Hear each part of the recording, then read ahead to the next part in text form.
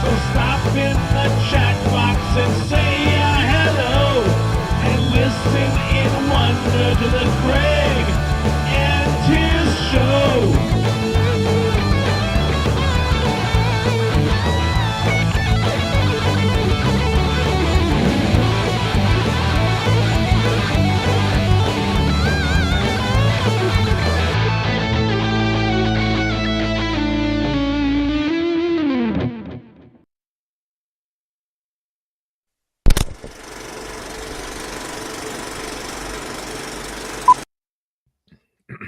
We only made it, Craig. We did. I guess it's more impressive that I actually made it. Yeah, that's true. You kind of like just came in the door, right? Not long ago. Probably, 20 minutes ago now? Yeah. Well, there you go. The Craig and Tizz Show has started. Alert. Diggle.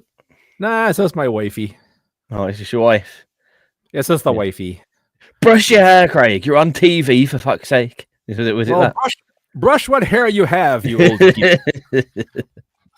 Exactly. You know, this light really thins out what I get. If I didn't have the light above me, there's hair up there, but just, you know, I'll just have like a piece of cardboard over my head when we do the show. And you could just, I mean, you could do the sensible thing. Yeah. Or get the hat. Get the hat. I got a really fat head, man. We do caps of all sizes, sir. Oh, well, okay. Well, I'll take it under advisement for next week's show. Get them fitted, and we can be a cap gang. I mean, my hat hides a whole host of hair atrocities. It's quite scary. I haven't got a bald patch, but it's kind of the same situation as you. All the hairs in one particular place have gone bright white, so it looks like there's, well, when it's short, it looks like there's a bald spot, but you realise there is quite a lot of hair there, but it's just pure white. Or if I don't get it cut and I don't look like I've got a bald spot, the white bits get long and it looks like a bird has pooed on the back of my head. That's not good either. I do have a bald spot here way in the back, but my stylist calls it my solar panel, and she has my hair. She has my hair figured out that she leaves it long, like in front of it, and kind of like combs it over the, so you don't really see it that much. Yeah, the solar panel. Wow. Yeah, so that's where I get my power from. Apparently, that's fantastic. That is really. I like to think so. So what's new with you, Craig? I have all kinds of stuff. It's all musical type of stuff, but I did release the Lightning Kid today from Icebox Studios on every available platform. So whoop whoop, or is it woot woot with a T? Whoop whoop. Give me a whoop whoop. I don't know. Woot sounds weird. You type it. You can type it okay, but like, does anyone actually say woot? Isn't that like the 12-year-olds say stuff like woot woot when they're being hip and cool? They say weird stuff now, like skibbity riz. Oh, skibbity, yeah, skibbity do. Yeah, when I used to work in the schools, man, the kids had like their own language. We couldn't understand anything they were talking about. But I think that was the idea. That's kind of the point. You don't want to have the grown-ups know what you're saying. But yeah, I released Lightning Kid came out today. I already had the song ready to go for August. We'll be dropping, I think, in the third Wednesday of that month, and that's called The Final Verse. And then I have a new track from Sea Rage scheduled to drop in September. So I've been busy. So busy. So busy, and I'm playing Expedition 33, and I have it on the super easy peasy mode. So every time right now I've only got 2 people in my party, but every time they get their ass kicked, I can push a little button and heal my party. So far, I haven't gotten killed yet because I put it on. I think it's on story mode, which is like, you're going to have combat and stuff, but you should be okay unless you're a total. You've got combat, but you're not actually going to die, so don't worry. Yeah. I mean, I still take hits and everything. I've learned how to dodge and parry semi decently, so I'm doing okay with that. So I have not got far with it myself. Yeah, I was going to ask you how you're doing on that because I figured you probably, knowing you being the game guy, you're probably farther than me. I just haven't had time. I've played probably about an hour total. I've loved every second that I've done, but I've basically just done all the training fights. I've killed a balloon. I killed one of my friends. I killed another one of my friends. I think I killed a box as well. Oh, nice. And the story setup is quite deep as well. And I've done a lot of. See, I'm one of those guys. Realistically, I don't get as far as fast as people expect because before I like spoke to anyone, just in case, I'm the guy that goes around the whole edge of the map and then around all the houses to see if there's anything hidden anywhere, every single place. And then I'll go and speak to one person, and then just in case that's changed something, I'll quickly go around everywhere again. And then you go speak. You're to one the of those person. guys. Oh, I'm definitely a completionist. I want to see how much stuff that I can get done first try, and then because I'm also a replayer as well. So I always play a game if I like it enough. So like all the Final Fantasies I've done this with, I'll play it once, completely like off my own back, trying to get like as many percentages of your platinum points as possible. And then I'll do it with a guide. So like you end up finding where everything is because it's impossible just to find that shit off your own back all the time. Oh yeah. And then I'll do it again by myself, trying to see if I can do it by myself from memory. So that and then I'll play it a million other times, but I always try and play a game those 3 times. And yeah, I like having all of the items. See, this is the dangerous thing with some of these collector's edition things, because I'm not really one for like what do you call it, like wearables, costumes, and that kind of stuff. Cosmetics. That's what I was looking for. Right. I'm not so bothered about those really, unless like it's something hilarious for 79p. I don't get any of that kind of stuff. But if like in Final Fantasy, if there's like a summon materia that you can only get if you pre-order the collector's edition, mate, I have to have that. I need to have it because I need to look in my items menu and see all of the boxes done. I'm definitely a collector. Yeah, I'm totally opposite of that. I just want to get through the game in one piece and survive. I'm not going to go. I mean, I'm not going to talk to every single NPC. I'm not going to comb every little corner of the forest as I'm walking through it and stuff. Other guys will do that kind of stuff. That's not really been me. Even if it's especially if it's like a high quality graphics game like Final Fantasy 7 Remake, I've just been spending time like just walking through the scenery and stuff. Like it's crazy explorative. You can play that game like when you used to go out with your friends and go and explore the Flop Forest and you found a cave and a river to jump over. You can use Final Fantasy 7 Remake and the Rebirth to just look around for a while. It's fucking crazy game. So I'm definitely want to take in everything. If some game developer has gone into the effort of hiding a cool little flower in the corner of a bit of scenery that's just cool, then I'm gonna go try find that flower to see if it is as cool as people say. I get that. I mean, to be fair, the graphics are incredible. The world's amazing. They're not.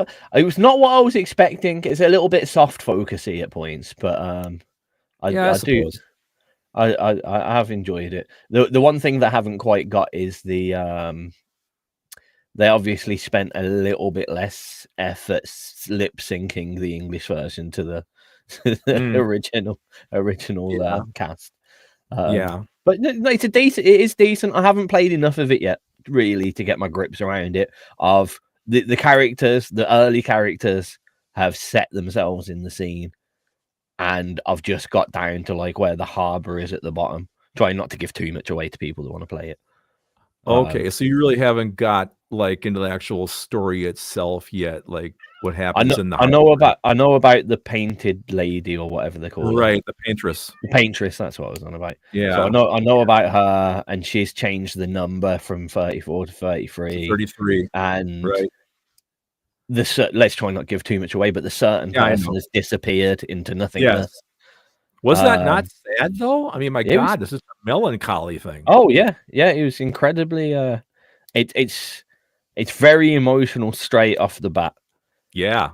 That's what I was telling you. It's like wow, and to be fair, I always find this slightly aggravating, but it always ends up the way when you get these JRPGs and the setup is really quite slow.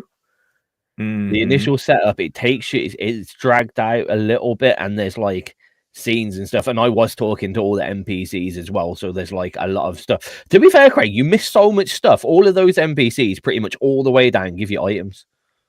Oh, I did talk to all the ones in the harbor. I did talk to them. I was going to say, like a whole lot of those give you items, and there's a load of money laying around. You know, like you were saying, it moves very slow. I mean, I'm 2 hours in, and the story, you know, is hardly revealed anything to me yet. You know, I'm still kind of grinding. You know, but you always find this: the games that start slow end up always being the better ones, with pretty much Final Fantasy VII being the main exception to that, because you just start off in the middle of a bombing mission on that. Right. Yeah. Absolutely zero slow setup with that one. But a lot of the others, a lot of the quality ones, really slow. At Final Fantasy VIII, straight away, you spend fucking about 10 hours of the game in school, for fuck's sake. Jesus. That's a definite slow starter. Yeah. But I have one of the greats. Yeah, I have to go back and play some more Rebirth. I just started it. You know, I got the bombing mission. I got out and everything, and that's pretty much where I left it. I have to get back into that, you know, because I got to watch. I finished that one yet. And what's the other one? Rebirth and Remake. Remake. I got to do that one yet. And I still want to play 16. I haven't touched that yet.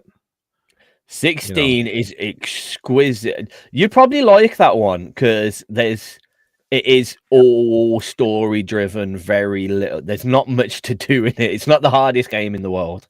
If you put it on easy, especially, you can just blitz through it. And you're playing a film with that one.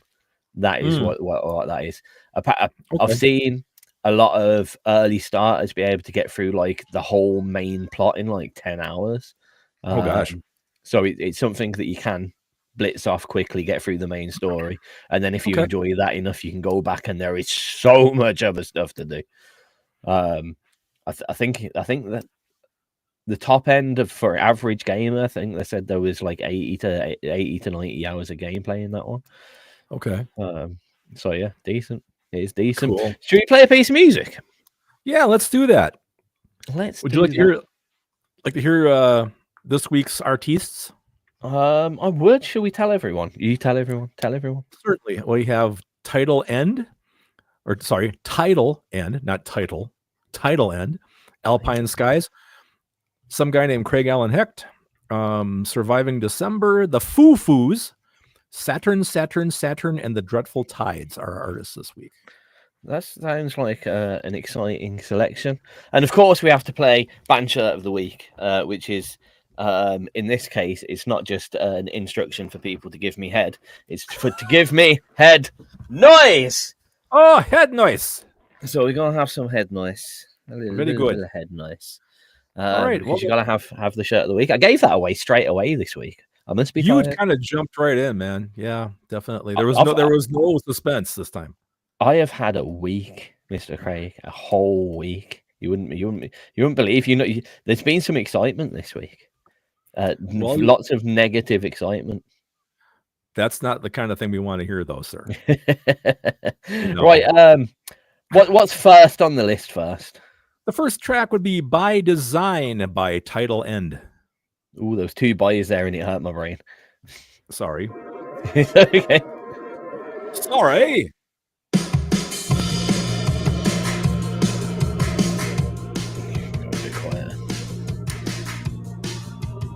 Yeah, you have like an hour and 45 minutes to tell us all your troubles if you want to. Well, why not?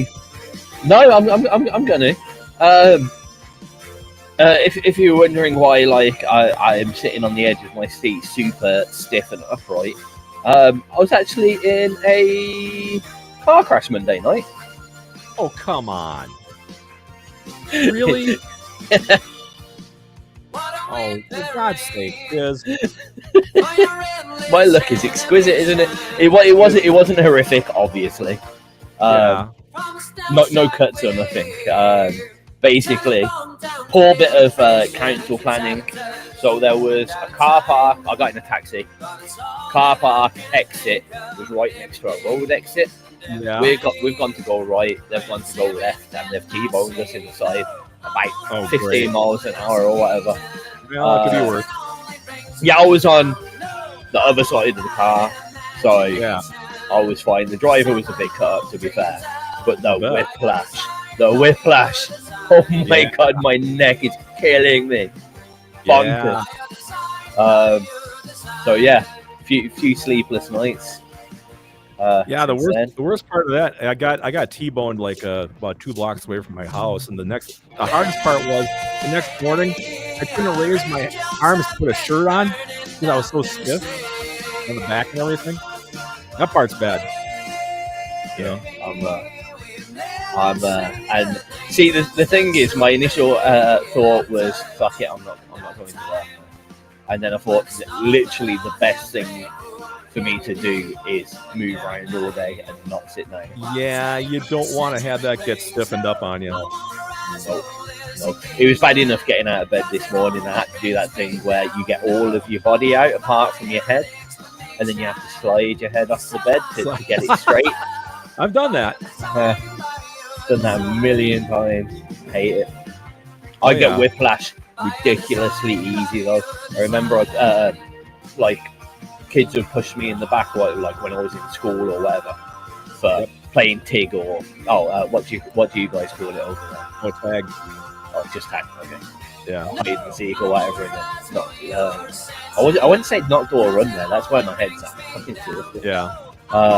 And yeah, I'll just get the tiniest shove, and that'll be my neck out for the week. This is a great little tune, like modern produced kind of 80s vibe. Yep. It reminds me of something, but I can't put my finger on it. Yeah, I don't know for sure what to put. I'm the same way. It reminds me of something, but I'll be darned what. It's a little bit like TV show intro theme tune. Yeah. By design, by Tidal End. I like it. Yeah, it's good little track.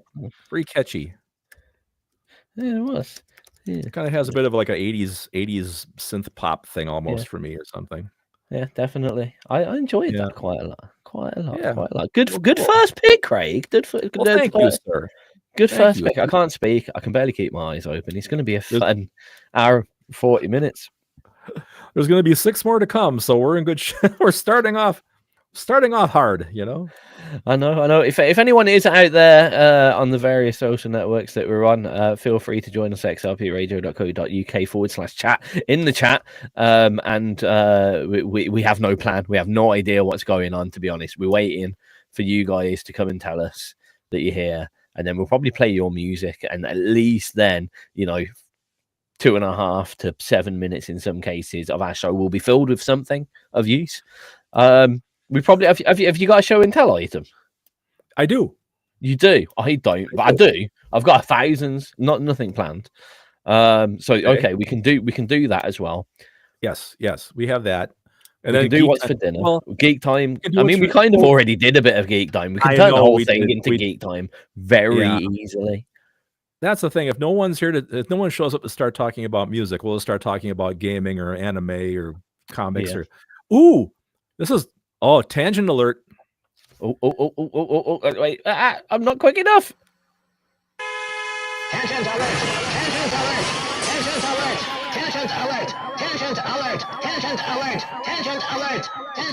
I need to somehow find a way to give you that button. Yeah, we got to work on that. Anyways, the early reviews of the brand new Superman movie have been very, very good. The new James Gunn produced one. Okay. The DC Universe. I mean, reviews have been off the charts, and it doesn't even release until Friday, but the press has seen it, obviously.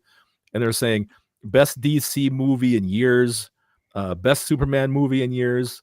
It's James Gunn. Come on. He took Guardians of the Galaxy and made him a big thing. They were obscure. So I am really looking forward to going to go see this. So probably next week sometime. Interesting. I'll be honest. Out of all the superheroes that are out there, like I'm quite into my Marvel. I think Batman's great. Superman, I just think I don't know. I don't know. He's Superman, I find the worst one. Well, he's boring. Apart from Daredevil in that one Daredevil film, which was terrible, but we won't talk about that. Yeah. I mean, well, I'll give you that. I mean, he was about the most boring superhero. But then again, I started reading him back when I was like 5 years old, right? So that's where I kind of cut my teeth. I had DC first, then I got into Marvel later. So I started out Superman, Green Lantern, Flash, Justice League of America. That's where I started reading comic books, and I was a wee lad, Then I kind of got my Marvel thing later. But anyway, yeah, I'm looking forward to that. I was never so much on the comics, so I was introduced to them all. I reckon my first introduction to anything really was the original X-Men cartoon. Oh, the 97 one. Yeah, the original 97 one, not the new 97 one, which is also fantastic. But I think probably watching that on Fox Kids. Probably my first introduction to the whole DC Marvel superhero universe. Then so I was probably more of a Marvel person. And I definitely cut my teeth with all the different cartoons, the Fantastic Four cartoon, Spider-Man. Actually, I guess probably the really, really, really original, really badly done Spider-Man cartoon I probably started seeing before the X-Men cartoon. Definitely. Yeah, that cartoon was god awful. It was just horrible. That was on. I think that was on straight after Scooby-Doo. In fact, it may well have been. Yeah, I think so. It's so funny. Before we started the show, I was kind of talking to Tizz about. I was hitting the Amazon Prime Days sale, and they have so much complete series of old animation stuff, but it's all like the complete Rocko's Modern Life or the complete Dexter's Lab, or the complete Dexter's Lab. I almost bought that, or the complete Thundercats, stuff like that. I mean, a lot of really cool stuff in there this time, but I was able to kind of take it easy a little bit. But be quite tempted one that was in Rocko's actually. Rocko's could be real. Oh, they have Ed, Ed and Eddie, complete series of that. That's awesome. Also. Yeah, and it wasn't bad. But it was like over here, it was like $25 or something. I did find something that I could lose my life in actually the other day, because a lot of my summers when I was in school, so my parents both worked really hard to provide for me and my brother, fair play. So come the summer holidays, childcare wasn't really viable. So once my brother was of legal age to look after me, we were just staying at home whilst my parents were at work. And there wasn't much to do back then in ACOT screen, and my brother didn't really want to take me out that often because he was lazy and basically staying in bed for the majority of the day back then. So I was basically just sat at home with the TV for 6 to 8 hours every single day. And I pretty much played PS1 and watched Fox Kids and Cartoon Network, and that's what I did for pretty much 7 weeks straight every summer for at least 5 years, if not longer. And like that wasn't bad. I had quite a great time in that. But what I found recently was on YouTube, some absolute genius has pieced together loads of like the old adverts and whatever, and they've done like you can. I think there's now 8 weeks worth of, like, if you press play on one, it will play for 24 hours as if it was first thing in the morning, and it was just a whole day of Cartoon Network and Fox Kids, which is brilliant.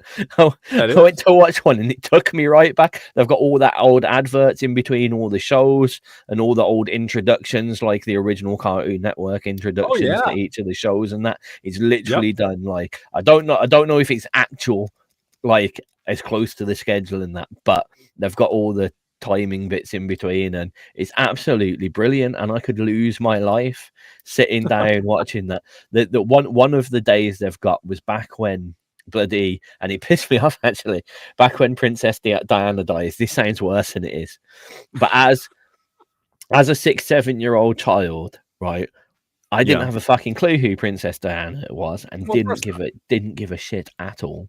Right. And my biggest annoyance was in between the shows, I think it was for like 6 months, on all British TV channels, they basically got rid of advertisements, and there was just this one picture. Well, it was a blue screen, and then there was like a cameo picture of Princess Diana, and then there was just some words like "Forever in Our Hearts," Princess Diana, all of that, and they just had that between every show. And I think it was for like 6 months, and it felt like an eternity, because when in between each of your shows, you were used to 20 to 30-second high explosive toy ads that were aimed directly at children. To then go to 3 minutes of silence with a blue screen and a picture of this woman that you didn't have a fucking clue who she was. That's horrible. But someone's put together that one of those days, and it's like, why would you do that? I mean, I guess the one plus side to it is I can go back and be like, ha, now I can skip it. But that's like the only. Yeah, we couldn't do that back in the day, could we? There was no skip button. No. I remember our first cable box actually, and it didn't come with a remote. There was no remote; it didn't exist. So we had like 999 channels, but there was only 2 buttons on the top of the cable box. No, there was 3. Sorry, on, up, and down. That would involve a lot of getting out of your chair, I would think. Yeah. Well, let's put it this way. This was like right in the early days of cable TV in the UK, at least. And they hadn't arranged it very well. So I remember very vividly that channel 200 was Cartoon Network. No, channel 202 was Cartoon Network. Channel 814 was Fox Kids, and there was some rather inappropriate channels in between those. Oh, were there? Yeah, oh yes. Funny. Yeah. So. Well, back in our day, they used to scramble those so you couldn't see what was going on too much. So hopefully they scrambled them for you guys too. But yeah, it was just like most of them were just a partially closed, sexy gyrating lady with a phone number. Yeah. No, we get those soft core porn movies, like anything on Cinemax or oh god, what else was it? On HBO. There were channels that played a lot of that, like Swedish soft core porn and crap like that. It was like that was years ago. Yeah. It was but reminiscing. Yeah, good times. Actually, I mean, this is something hilarious that just completely blew my mind. For today, I was walking through doing my work, and I was with RTL, and he looked and he was like, "There's a shop right in the corner. I need some fizzy pop to like." I'm like, "Okay, yeah, I understand. Sometimes you gotta have the sugar when you've been walking for hours."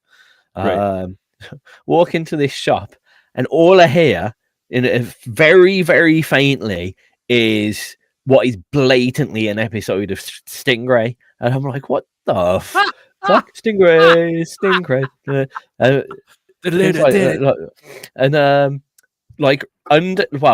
The counter was your typical size, and there was a guy sitting on a tiny little seat right at the end in the corner with a tiny little TV. Yeah, watching Stingray. That's great. Just in his shop, which was fucking brilliant. I was so happy about it. Like this is weird but brilliant. That is really something. Yeah, I just wasn't ready for it because it was tiny little old Asian bloke. Like must be past his 70s at least, if not further. Where would he have found that? I mean, they still play that stuff on British TV?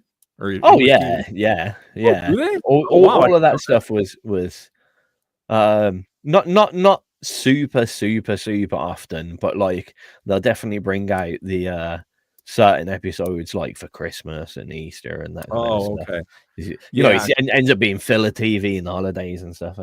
Yeah, because I remember Stingray for sure, but the earliest one for me as a kid was Supercar. That was the earliest black and white. Supercar. You got to look for it, man. It's Oh God, the heads on the marionettes are super like disproportionate, like they're gigantic heads on the.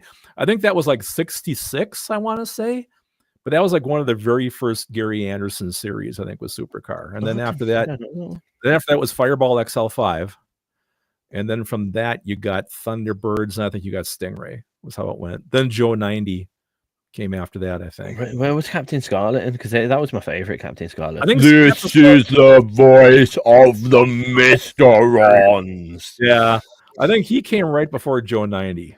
So, yeah, I have all those upstairs. The one that I'm really curious about, there's a couple of them that I have the episodes, but I haven't watched them, is Terrahawks.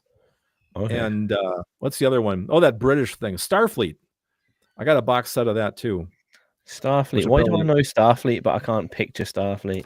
Because if you grew up where you grew up, you should know what Starfleet is. I just found out. How I found out about it actually was Brian May, the guitar player from Queen, did a whole album called Starfleet Project where he redid the Starfleet theme, and he had Eddie Van Halen playing on it. That's it's what was X-Bomber. That's right. It was X-Bomber for you guys. Yeah. Well, no, it was X-Bomber in Japan. But that's what I knew it as. Yeah. Okay, but anyway, I've got a whole box set of that too, which I've hardly watched. But I collect all. I got like, what else do I have? I have Johnny Sacco and his Flying Robot, which is about the same thing, Japanese deal. But all live. And Iron King I've got, and a whole bunch of that. Giant mech type Japanese stuff. I got a whole bunch of that stuff. Oh, I do love a bit of giant mech. So yeah, I was thinking about doing like another game room tour on my Facebook thing, like doing like a video and just saying, here's this and this is this, and put it out there and see if the geeks would watch it. They might. You just got to put it in the right geek places. You put something like that in like retro game group.com, whatever. I said like see, sometimes when I'm about to restart a project, this is a little tip for anyone actually out there. This is a super secret social media marketers tip that people don't think about, right? I always say social media is about being social. It's not post and run, right? So if I'm about to start a big campaign for someone or for XRP or whatever, I start going into all the groups that I love, all the Final Fantasy groups and shit like that. And I'll take a photo of one of my Final Fantasy models and I'll post that and go, has anyone else got one of these? Or what do people think of this one? It's a bit of an oldie. And that post in the Final Fantasy VII group will just explode. I don't have to fucking touch it. Because it's something that people like in the right place. If you put, a special guitar in a guitar group or a picture of all of your guitars in a guitar group, your phone will explode. Oh, yeah. They'll go crazy. And then you go and do the promotion for what you do want to do, and your algorithm's absolutely loving you because it thinks you're posting absolutely top quality of content. And all you've actually done is post something that people are going to like in the right place. Makes sense. Yeah, so it's worth doing. If you have any groups that are not unmusic related, or anywhere that any hashtags or places that you go to keep tabs on your favorite TV show or whatever. When you're about to release a new track or do something new, go get super interactive with them, because I know sometimes when you just posting your own music everywhere, it feels a bit boring and you kind of lose the motivation to do it. Whereas people are naturally quite happy to fucking scroll down a load of comments and get involved in someone else's argument if it's something like were the Final Fantasy remakes any good? I mean, post some bait. That's what people do. They post bait comments like that, or photos that people know, and then they go and market elsewhere. And especially things like it is groups like the Final Fantasy ones and the Star Wars ones, which are hyper divisive. Right. No matter what you post, there's going to be 50% of people that are like, "That's really cool," and 50% of people going, "What the fuck are you doing? Why did you ruin Star Wars or whatever?" But you do that, one side you get a bit of fun and conversation with people that are in a group with something that you enjoy. For me, Final Fantasy VII. So it feels less like you're marketing and more like you're just getting involved with stuff. And then after doing that, Facebook has gone, oh, Craigie's got super social recently. Let's show everyone more of his posts. Sure, that's a good idea. Yeah, it works. It's good for people. Hello, Rekka. How you doing? Oh, Wrecker's there. Hi, we have no plan and we're really boring. So if you want to talk about anything or hear anything specific, go for it. Otherwise, you're going to hear me give marketing tips, us talk about games and films, and some other stuff, and play some music. Yeah, that's pretty much about our mission today. I think I've got a thing for you that I really rate at the moment whilst we're doing kind of outside of music reviews and stuff. Okay. I watched it all. I watched the first 2 episodes of this certain thing, and I thought it was quite good. Like I was like, "Is this really good? Is this better than I think it is, or am I mistaken here?" So I wanted to get through it. There's 10 episodes of it, and it's just come to the finish. Just the last one's just come out, and it was absolutely epic. And that's Apple TV's Murderbot. It is not what you expect whatsoever. Now this is funny because I not giving too much away here, but I kind of share my Apple TV with my daughter, and and she gives me shit because she goes, "You ever watch Apple TV, Dad?" I go, "Nope, I've got it, but I don't watch." She goes, "There's so many fantastic shows on Apple TV, and you're not watching any of them." I go, "Not really." So apparently, I'm really missing out. There's not many things that I've watched on it, to be fair. I've just got it because it's part of my phone plan. Like, so do I. Same reason I've got it. Because I like having Apple Arcade on there, and it's cheaper to have everything instead of the bundle. Yeah, I've got the same thing. Yep. So, I clicked on it. There's some of the Apple original films, especially that Clooney one that came out recently, Tom Hanks one, and Napoleon. They're really good, actually.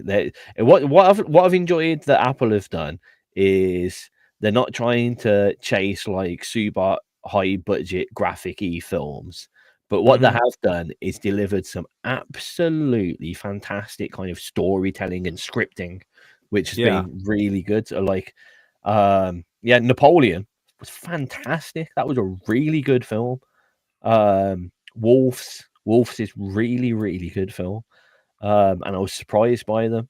And then there was a cartoon. What I can't remember what it was called for the life of me now, but it was like a Family Guy style jobby. Oh, okay. Did a season of that. That was really good.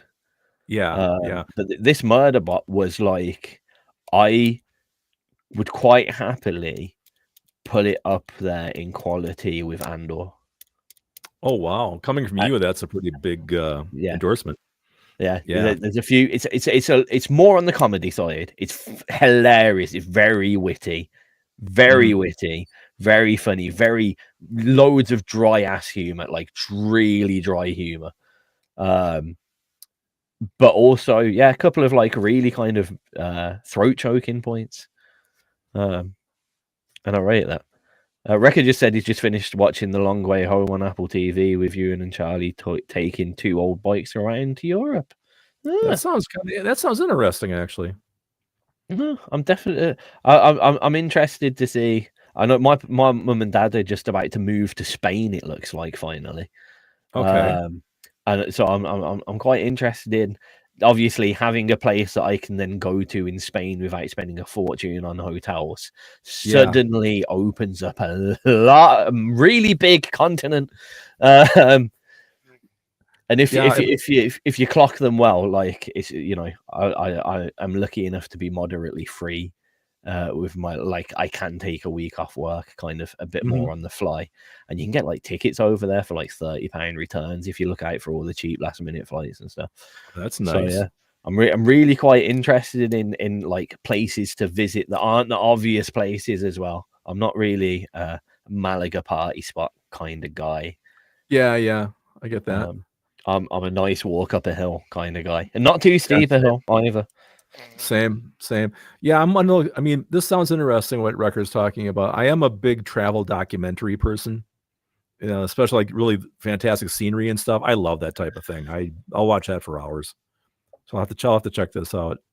Especially if you throw like food in there, like food traveling shows. Like I was a big Anthony Bourdain fan, Andrew Zimmern, that guy. Anything that involves food. And what's that one on Netflix? Somebody Feed Phil. That's good as well. I saw that the other day. Actually, also. Now those are all very good. I the only thing that always puts me off with the majority of those is like I haven't looked at every single one. Obviously, I can't do this for sure, but I've looked at a few, and then I've gone to look at the restaurants on like the menus and whatever, and it's like I'm never going to be able to afford to eat there in my life. Are you insane? It's like £500 a head. No, I hear that. Yeah, I watch a lot of. I'd love to see one where it was like all the top rated. Like you see a lot of reels of the people doing them little just like hidden gem places.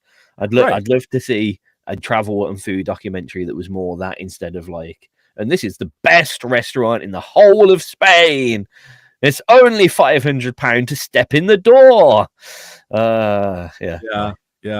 I really enjoyed Diners, Drive-Ins, and Dives with Guy Fieri. That show is fantastic. All these little places he finds, across America and whatnot, generally, but a lot of times I'll look up the menus and the places he goes to see what the prices are like, and generally it's all pretty affordable, so that's pretty cool. You know what, with that guy, I know of him, but weirdly I've never seen. I don't think I could seen his actual picture that he's actually him or anything that actually he has done. What I have seen is him being ripped the piss out of on American Dad, Family Guy, The Simpsons. So I know of him. I thought, what did you just call him? Guy Fieri? Guy Fieri. Like, I'm pretty sure we're on about the same guy. Like Hawaiian t-shirt, jean shorts, Hawaiian t-shirt, sunglasses on the back of his head, spiky blonde hair. That's the guy. Yeah. The only reason why I can envisage his cartoon character replica in all of those series, but I could not. I don't think I've ever seen him, even in a photo. I've never seen him. And I couldn't tell you any of the stuff that he does. All I know is he's a food person, and he tends to eat the junkier foods rather than he does. Were you an Anthony Bourdain person by any chance? Didn't watch much, to be honest. Okay. It was a bit. I like. I got into what was the hairy bikers? They're good. I like a bit of hairy bikers. You probably wouldn't know them. They're very Newcastle. Not a clue, man. Couple of guys. I think that the one's dead now, unfortunately. But they just toured around England, I think, mostly on their Harleys, and went and ate places. And in some of the places, they cooked as well. They go and cook in a place, and that was quite good. Wow. Okay, cool. Should we have a track? Yeah, let's have a track. Ready? Let's have a piece of music. No, not ready. Nope, not ready at all. I am. That's why I asked. Ready. I should go. I'm ready for a track. Now say it rather than just go. Should we have another track? Okay. I'm ready. He's ready. I'm ready.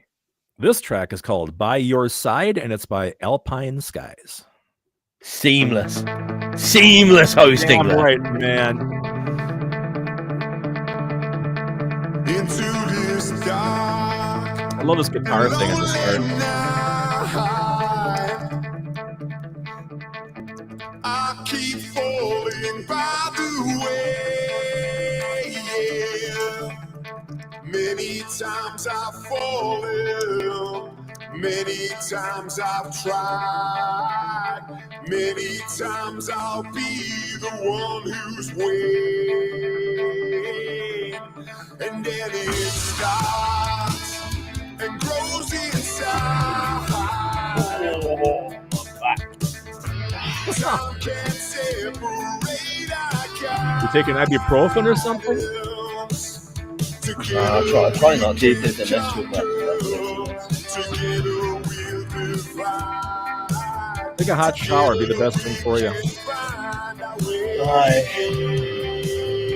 Take a hot shower and stretch your back out in there.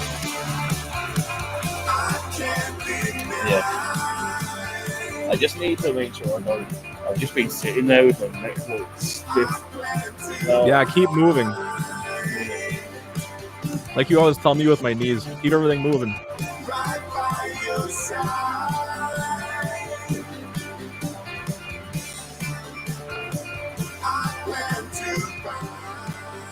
I did. I've had whiplash problems ever, and I saw there's like a pillow thing that you can get, and it's like your typical neck pillow that everyone. Right. Yeah. But they've got like I don't know, it's like slightly off, so they're circles but slightly off, so kind of egg shape, and there'll be a load of them on a bar, and it's just rotating while you're sleeping. It just keeps your neck just like slowly moving like that, and apparently it's fantastic. Like it avoids that what I had to do this morning, when you literally cannot move your neck and have to drag yourself off the bed. Yeah. Well, that sounds like a great idea. Yeah. But I saw it on a reel and I I don't know what to type in to find it, I guess. Yeah. Let's say whiplash pillow. That's probably a bit smart. Right? Also a good band name.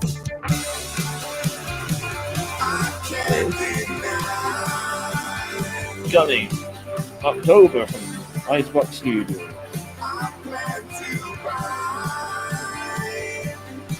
Yeah, really. You know what's funny? I think I might be done with the fake band thing. It's like I've just been doing a lot of Craig Allen Heck stuff. It seems right to do it. It just seems right to do it that way lately.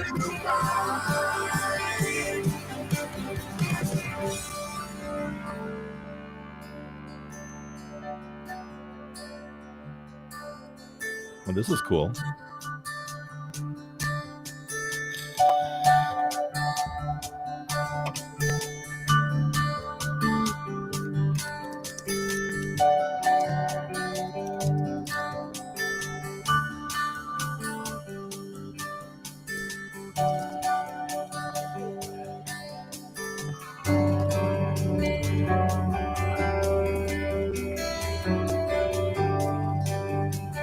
Yeah, I'm liking this.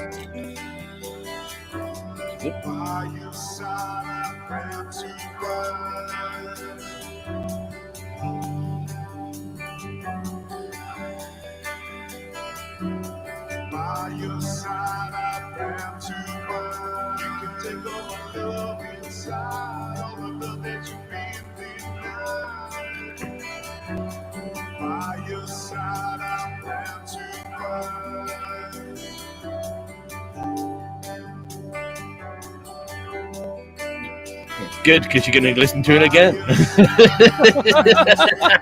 like it or not. That's very handy, Rekka, that you like that one. Don't make me laugh too much. As opposed to your new track's a piece of crap. I never want to hear it again. Oh. Uh-oh. Ding. Boom smack. By your side from Alpine Skies here on wrong, XRP Radio. What lovely. Very nice track. Like you said, very proggy. Yeah, unexpectedly so from the start, and then it was like a nice start, and then it went on a whole journey, and I do like a bit of a journey. Same here. Yep, I'm starting to think a bit more proggy again. I think I might be leaning that way on the next one. We'll see. We shall see. I've been enjoying some of the prog recently. It's we've had, the worst thing is we've had so much stuff in, and I've been so busy that I haven't gone back to much like I usually do.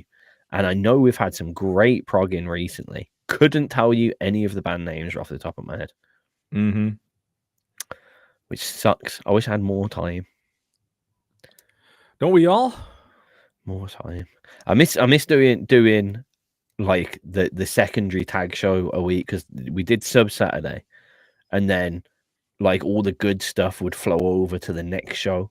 And it kind of cementing my mind a bit more, and maybe some other people, which is also important. But yeah, I know. I'm horrible with that. I wish I remembered band names better, and I don't. Ironic considering you're the one that comes up with 7 to 8 tracks every week. Well, something. If you asked me how many artists were working out of Icebox Studios, I couldn't tell you off the top of my head. I don't know, few.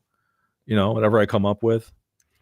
Then when I get together with my buddy Mark, all of a sudden we're inventing new bands like, what was that last thing? Oh, Baba and his Black Sheep. That came out of nowhere. Oh, yeah. So, You never know. Oh my days! What? I'm so exhausted that I'm making fucking idiotic mistakes. I'm trying to cue the next track up ready, just so I don't fuck it up. And I have Yes. just typed in about 18 times, getting infuriated because I know the track should be there. The Yes. Lighthouse Kid. The light. Okay, look it, man. Now I gotta say something. This poor guy, this poor kid has been slagged off more than anything I've ever fucking done. It's not being slagged off. He's just been Of course misrepresented. He's been again. Thunderboy. He's been Thunderboy. He's been the Lighthouse Kid. I mean, come on. You know, what do I have to do here? I mean, at least we're not calling him a dickhead or, you know. The dickhead kid? That could be the B-side. That's what I mean. You know? That's you know, we're just making mistakes here. We're not slagging him off. We're just making tired mistakes. The lightning dickhead. Thunderboy. It's Thunderboy. I can thank my buddy Miss Happenings for that one. The worst thing is, if you hadn't have told that, it wouldn't have been in my head. So it's my fault. And yeah, really, you could have slid that one under the carpet. Although to be fair, you know, the Lightning Kid and Thunderboy sounds like a really good 1980s Saturday morning cartoon or something, doesn't it? Da da da da da da da. The Lightning Kid. Da da da da da da. Thunderboy. Thunderboy. I know, kind of like, what was that one? Shark Boy and Lava Girl? Kind of the same thing. You know. Like, I knew of that existence. Didn't see it. So sorry. Really? Oh, I watched that with my kids back when they were wee. When they were wee children. Wee children. Yes, that came from Spy Kids. There was Spy Kids first, then there was Shark Boy and Lava Girl. Okay, back in the day. I remember a few of the Spy Kids films, but yep, they drifted by me. To be fair, you're probably better off. You weren't missing too much. Are you sure it wasn't high quality programming? No, if I watched it, it definitely was not high quality programming. Definitely, I wasn't there for quality. I was there for quantity. You know, so you didn't go out quickly and buy the DVD and keep it for all time. No, I think I did have to buy it for the kids. I think I still might have it upstairs actually somewhere. God help me. So that's the rest of your day sorted out. Go back and rewatch all the Spy Kids films. I know. God. All right, tangent alert. Oh,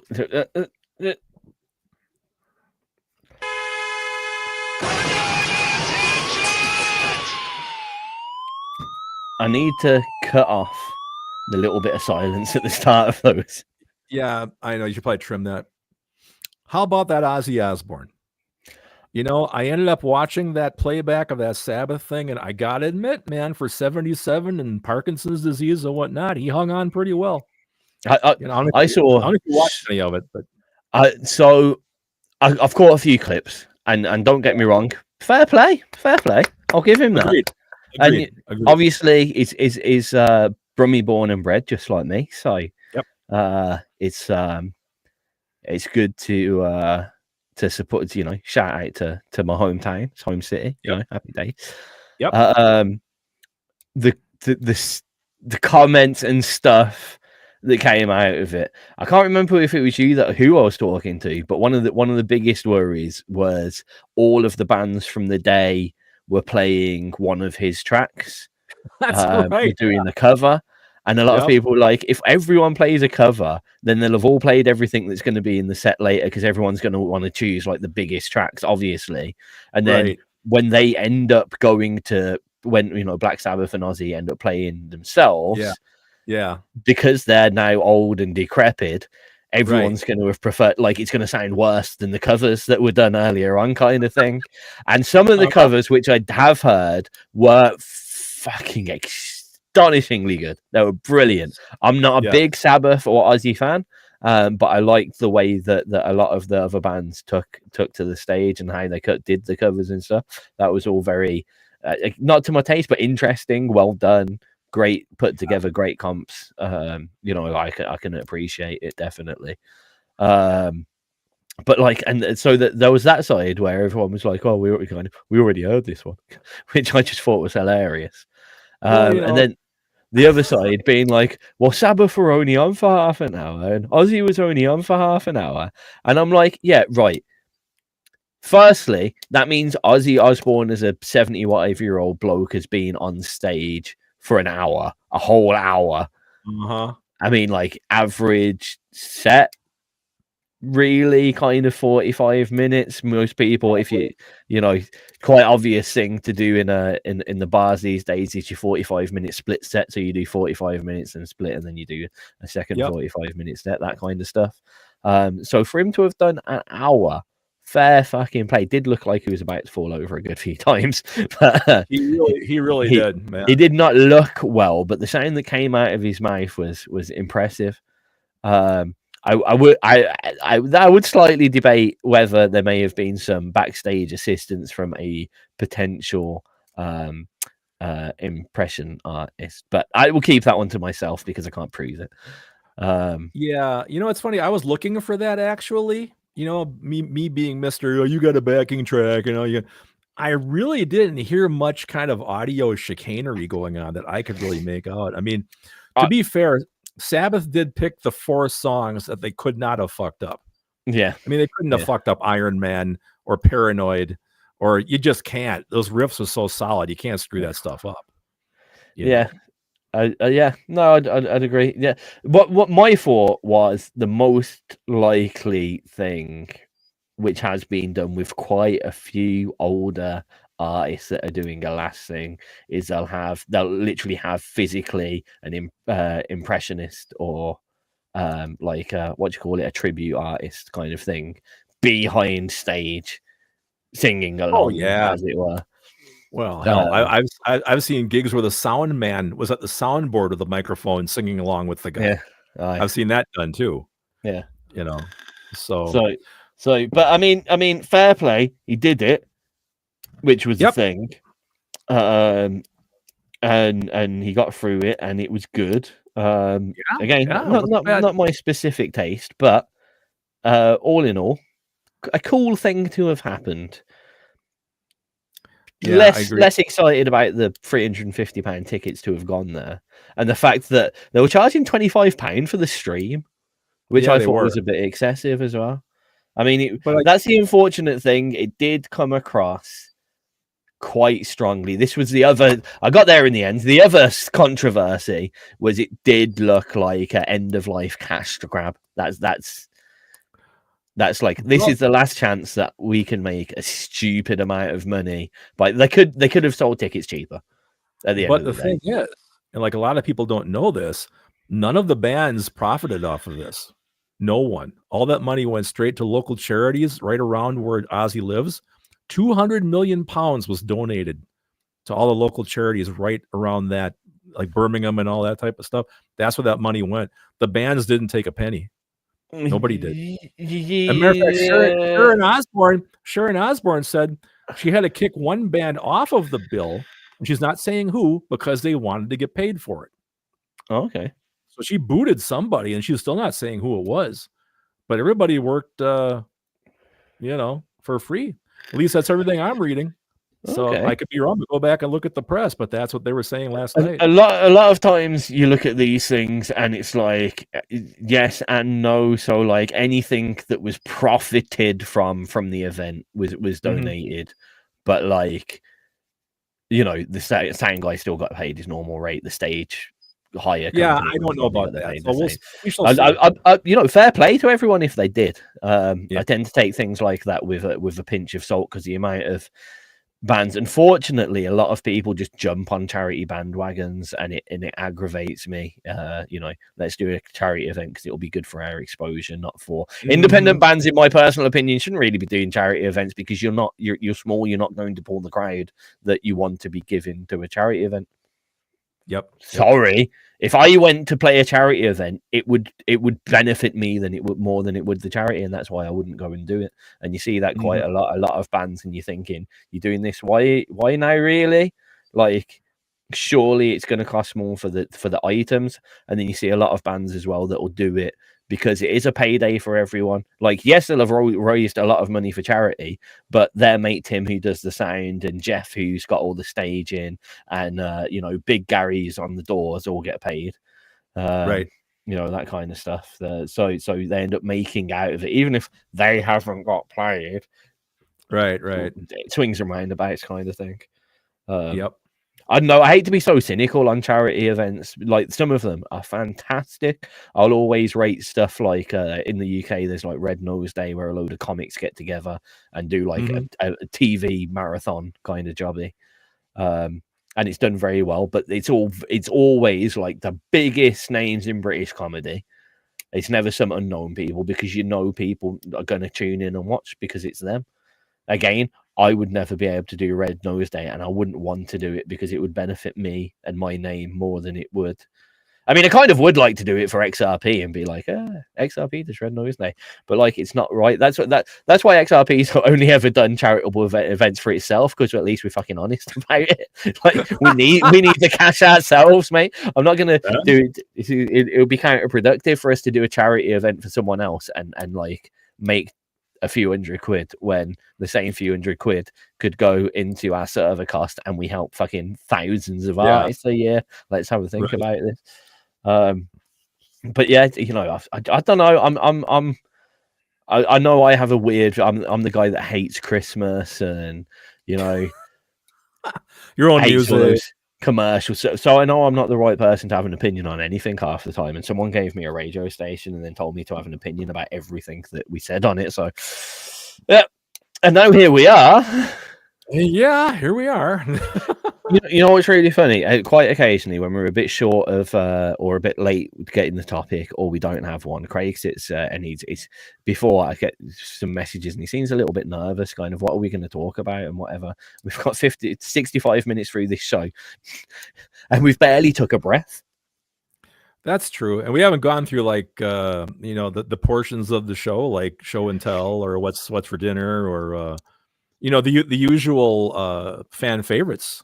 Well, I thought, favorites. I thought I'd kick that off quickly just now with the band t-shirt of the day band. There you go. And then I really need a drink. I was not prepared in making sure that I had a drink. Yes. So I need to go and get said drink whilst this track is playing. Okay. And then we can do on the way. See, I'm planning this out quite well here. On the way, I can go and get my show and tell thing, and we come back and do show and tell. Hope it's a long track. You look at the preparation. It's not going to take me that long. It's a more hiccup. Yep. It's I forgot that I'm in pain.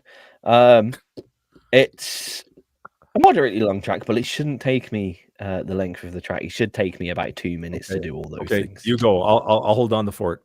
Don't hold it down too much. It needs to breathe. Got it, man. Give me Head Noise. This is Miracle Mile from Head Noise, one of my personal favorites. Thank you for the t-shirt, Head Noise. Right. Ow. One sec. Mm-hmm.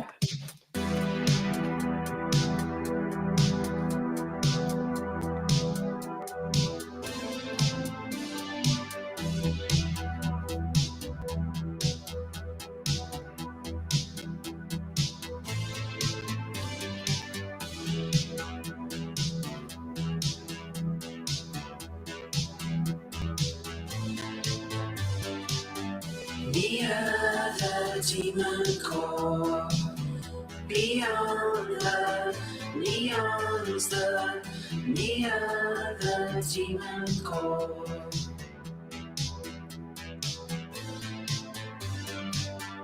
Passion stops in its tracks, to sleep, perchance to dream. Telecommunication ain't what it seems. I want to believe in this, but it still seems so far-fetched. Military intervention, so what comes next? Near the demon core. beyond the neons, the demon core. We are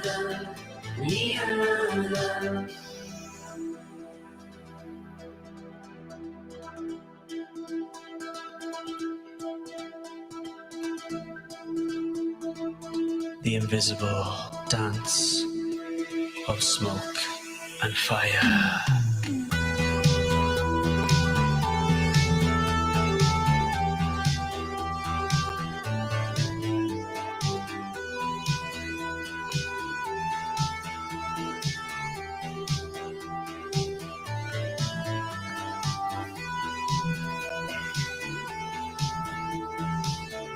Good to go.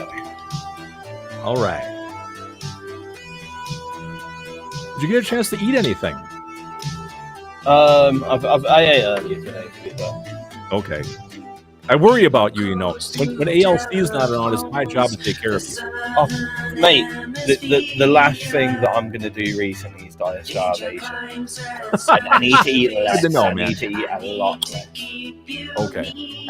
Or at least healthier. That's what you should be asking me. Did you eat a salad today? No, I didn't, by the way. Funny you say that. I'm thinking about salad tonight yet.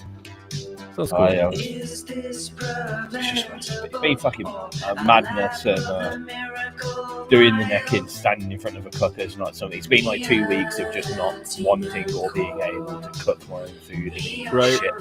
And I need to stop now because I am that far off having to go up a t-shirt size. And I'm not That's buying not a whole good, new wardrobe. I'm not doing it. Yeah. That's me too, man. I went from a 4X down to a 2X. Yeah. Like, I'm never going back there again. Yeah. I'll buy the occasional 3 because I like having room, you know? I like a baggy shirt. Yeah, my it's getting to that point where my clothing's getting a little bit uncomfortable. Yeah, you don't want to do that, man.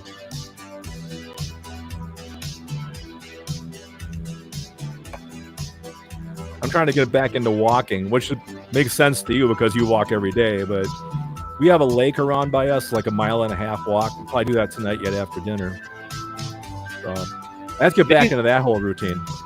Biggest issue with my walking is, yes, I walk about 21,000 steps at least a day, but it's not like a quick or a brisk walk. I'm just going from one door to the next, one door to the next. Yeah, like you can't even get speed up. It's not like you can get a little jog on or anything. It's not continuous. Very slowly dawdling between food. Right. So it's not.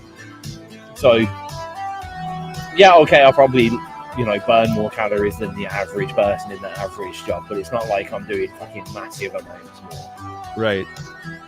And then it's completely ruined by the fact that 90% of the time I've got to eat out. Yeah. Well, that's the worst thing is that fast food will kill you. And try arguing with people to go somewhere that you can eat a little bit better. Like McDonald's, let's go KFC, let's go to a chip shop. Yeah. I know. That's all about people want convenience, man. You know? No, I do understand because half the time, if I don't know the place, like I'll pick a place and I won't know it enough. And sometimes, like we've only got an hour for lunch, we get in there 5 past, try and order quite quickly.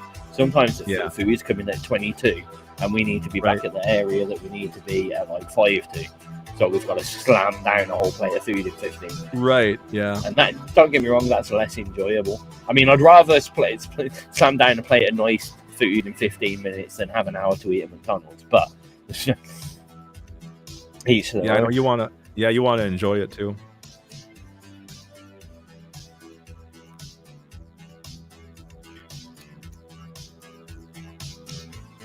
Because I know like saturated fat just sticks to me. Yep. It just sticks to me straight away. If I was eating like normal food, I could eat the same amount of normal food and be about a normal weight. Sure. All right. Miracle Mile head noise here on XRP Radio. Me and high octane chatting between tracks. Me and Craig chatting weight loss. Oh yes. Yeah, that's rock and roll, boy.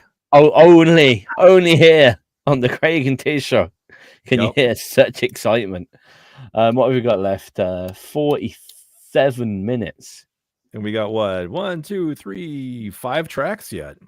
5 tracks. We should probably speed up. But before we speed up, I did say we were going to do show and tell. Yes, sir. I've mentioned my show and tell, but I haven't actually shown you the show and tell, and it's quite a cool one from me. Okay, cool. Am I allowed to just go straight away? Go for it. Let's big myself up. Wait, you go over. I need to go over there, please. Thank you. And then I need to ruin all of the illusions. Yes, it is just a green screen. So, what I have for you,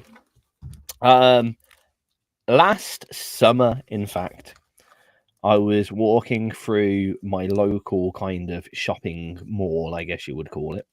Mm-hmm. And they had a kind of market events running through. So this is a kind of mall that you'll have things like, I guess you'd know, things like TJ Maxx.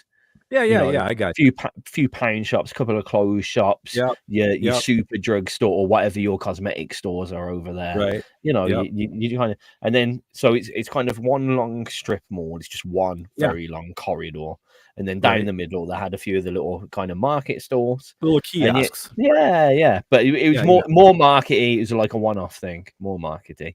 Lots of flat top tables and you had anyone from like, the typical things of the people that sell soaps and candles and whatever, little bits of jewelry. There was a couple of so there was a group of guys that had like they'd custom minifigs, so they'd got like they'd done specific like Star Wars minifigs and whatever, Lego minifigs on key rings and stuff like that. So loads of cool little stuff. And then there was a guy just set up there, and it looked like he was like, signing photos and whatever. And I walked past it one time, and I was like, all right, I've got to go up and ask, because he's just sitting there on his own. And I believe he was from Ghana. And he was, his name is Etienne Kabwebo. Okay. And he has created his own series, his own comic book series. Really? Now, wow. It's called Beats of War, and it's all about it's musical superheroes. Oh, that's a great idea. So the whole thing, it's not quite musical series, not exactly what you think. But here we go. Ed travels to Earth to find a way to save his home planet from robotic invaders. Upon landing on Earth, he discovers a city riddled with crime. While seeking answers to his problem, he's drawn into the criminal underworld, crossing paths with the nefarious Razor Gang. Government agents also on the hunt, determined to use his blood to create super soldiers with miraculous healing abilities. So typical kind of comic book stuff. Yeah. Typical kind of almost Captain America-esque meets cool Ant-Man kind of stuff. Coolest thing about it, comes with a vinyl, and what you're meant to do is like you're meant to. It's long, mostly electronica tracks. It's also on a Spotify playlist that you can go and access as well. And you're meant to listen to it whilst you're reading the comic books. That's a great idea. So it's a whole experience. So I went past him, and I went back, and I was like, this is a really cool thing. And I think he thought I was bullshit. This happens quite often. Like, I get a little bit interested in someone, and I go, this would be great to discuss on the radio. Like, I run a little radio station, and it's like, what random person just happens to run a radio station, walked up to my store today, kind of thing. I hear that a lot.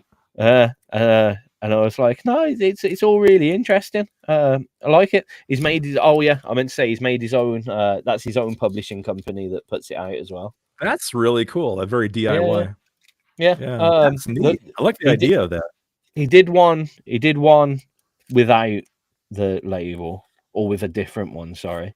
And I tell you what, I mean, they're all properly, fully, gloss printed, very high quality, full color. Nice. Full color comic books. And then they've even he's done some of the concept art stuff in the back, which is always a nice touch. Yeah. So it's very, the whole thing's very, very thoughtful. the style's kind of a mix between your typical kind of Americanized comic, but it does have a bit of a kind of anime vibe to it, and also a bit of kind of I don't want to insult him and get the country wrong, but kind of African styling to it as well, which kind of pulls it into itself from being like, at first look, you could be like, oh, another one of those star on the chest superheroes, is it again? But after reading it, and I still haven't read all of them, to be honest. I only read the first 2.5. It was excellent. And he was kind enough, so I was like, look, I don't want to have an unfinished series. Like, you're here. If I buy one, I'm going to be pissed off trying to get the other 4. So just give me them all, please. Do me a deal. Yeah. And I think he did me. There's 5 of them, and he did me a little deal on them, and I was very impressed and got them all in packets and that. I know I need to see all the tops of them, but I haven't read them all yet. So. Right. That's really cool. Yeah, I just like a little local comic book artist. That's very nice. Yeah. So yeah, that is my show and tell, Craig. What have you got for us? What do I have? Oh, wait a second. I need to make you big. Yes. Nothing that cool, unfortunately. There we go. This just came yesterday from some place called Blackwood in the UK. It came from me. Yeah, it came from you personally, apparently. You guys know what a big Thunderbirds fan I am. Okay. It came yesterday. Thunderbird Super Space Theater. Oh shit! Volume 1. It's a collectible, and it's these 3 movies that apparently were put together from series, and I guess these were released in Britain as actual films. And this is like the remastered high def versions of these, but they also include like the standard def VHS versions as well. Okay. Plus all the commercials, the bumpers, the trailers for each film, a documentary on how they did this, apparently. But it's also got posters, it's got like fact cards and stuff you can look at, all kinds of other little pieces of documentation. But if I can get it open here, like there's a slip cover. Very cool. And let's see. Yeah, I can kind of see that. But I guess they made like the regular episodes into 3 movies, apparently. I knew nothing about that. That's very cool. But yeah, like I said, there's little art cards in here as well. And let's see here. I'm not going to take all this stuff apart, but there's a poster and art cards talking about each episode and everything. Very cool. Very cool. So let's all be honest, though. Thunderbird 1 was the shittest one. Oh, yeah. Yeah. And it was the one that was used most, and that always annoyed me. It's like, come on, get Thunderbird 2 and 4 out. They're the best ones. They're 2 in 1 got a little submarine and everything. Come on. The submarine was the best one. I'm gutted because I know they're probably worth stupid amounts of money now, and they just disappeared like all the other things that I've told you that just disappeared in my life, and then I've told you like my brother had all the Thundercat models. Oh yeah, I think they're worth like 30 grand now. It's absolutely ridiculous. I had all the Pokemon. I had Pokemon Leaf Green, which is retailing in good condition as well. And I remember I sold it at a pawn shop like years and years and years ago, probably for 20 quid. And then I went into a pawn shop about a week ago, and it's in this. It's unboxed in the window for 400. Oh yeah, I know. But I had all the original Thunderbird toys. I had 1, 2, 3, and 4. Wow. And Thunderbird, like I only ever played with Thunderbird 2 and 4. Because Thunderbird 1, it had a rubber nose, which the red nose was like really bouncy rubber, weirdly, and all that happened. Right. The little wings on the side went from about there to about there. About like there, yeah. Great. And then Thunderbird 3, it's weirdly got that kind of Victorian collar going on at the top. Yeah, that's spun. Okay, well, that's something. And then Thunderbird 4 raised up on legs. They had the little container in the middle that dropped out. It had 2 different things to go in the container. I always got confused why there was Thunderbirds 1 through 4, but then just and the mole. Yeah, and the mole. And that's true. Yeah. Surely that's Thunderbird 6. Surely the mole was Thunderbird 6. I stand by everyone that says that. You would think. So anyways, that's what I have this week. So I do like a bit of the Thunderbirds. I find it quite weird that I was just chatting earlier about watching Cartoon Network with all the trailers and whatever in between it, and then you got the Thunderbird thing with all the original trailers, and yeah, kind of strange, huh? Just a little coincidence there for us. Well, like I always say, great minds think alike. Where are they? Where are those great minds? They're not on this show, ladies and gentlemen. That's for sure.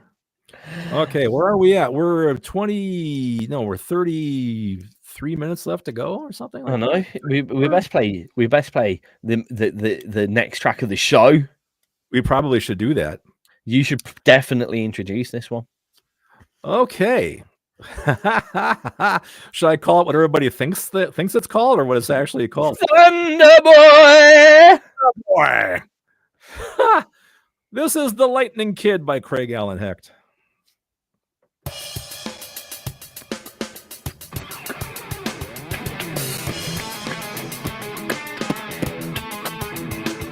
That drummer is great. I do love offbeat snares. Yep. But he's playing around it, actually.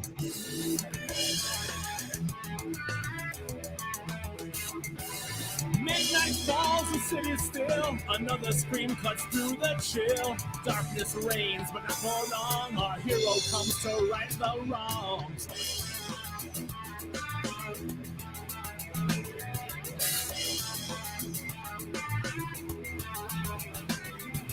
Hero's heart storm in his eyes. He strikes like thunder from the skies. No faith, no clown, just raw resolve. When evil strikes, he gets involved. It's a bit of a riff, that is. A bit of a riff. Thanks. Yeah, it is. It's like what's that one? Bippity boppity boom sideways. Remember that one? I could beatbox that one. I know you can. Show me. Yep. He's a lightning kid. Oh, 3 minutes. Wake up. Well, you're on the tail end of it now, buddy. It didn't help. after about an hour of today, my team leader gave me some of his painkillers. Try and stay away from painkillers as a general rule because they do send me yampy anyway. I did not quite realise how strong these painkillers were. He has them for his like completely mashed up back, for like 50 milligram pregabalins or something. Yeah. I was silly for the rest of the day. I lost my absolute mind. I was tired enough as it was. Didn't get any sleep because my neck's fucked anyway. Yeah. So I was like real phased out anyway for the day.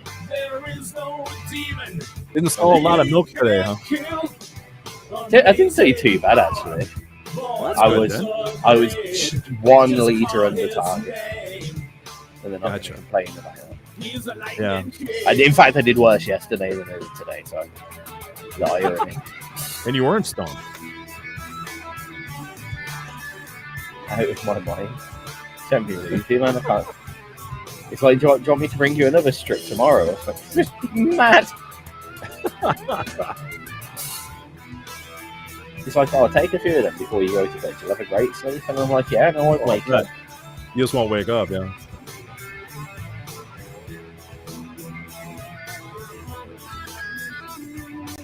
His back's out fucked. He says he takes like 6 at a time. I'm like, what? 6 at a time? How do you live? Really? Like, yeah, take a couple of cans, 6 of them, and go to bed. Legend. He said he was going to listen tonight, so right, hopefully he knows we're talking about it. Okay. He can't kill. Amazing power, born of the grid. Just call his name. He is a lightning kid. He's a lightning kid. He's a lightning kid. Oh yeah, I'm in the same place tomorrow. He's a lightning You are? kid. Yeah.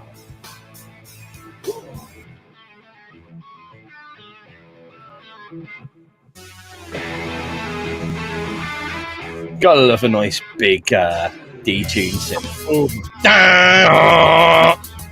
Yeah, nothing subtle on that one.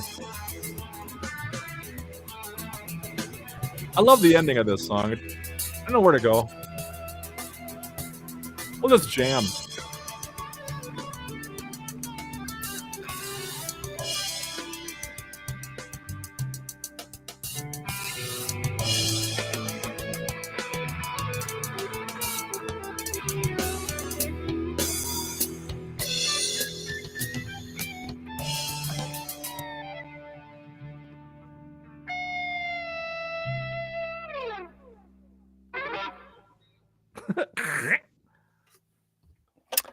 That was Thunderboy from Craig Allen. I'm sorry. I'm so sorry. Thunderboy. Oh man. How irritated are you legitimately at that? Not at all. No, that's all right then, Saint. Just making sure, because I have a habit of finding it far too fun to take the piss out of everything. Nah, I'm good. We'll see what you do with the next one. Depends what it's called, I guess. You should know. I sent it to you.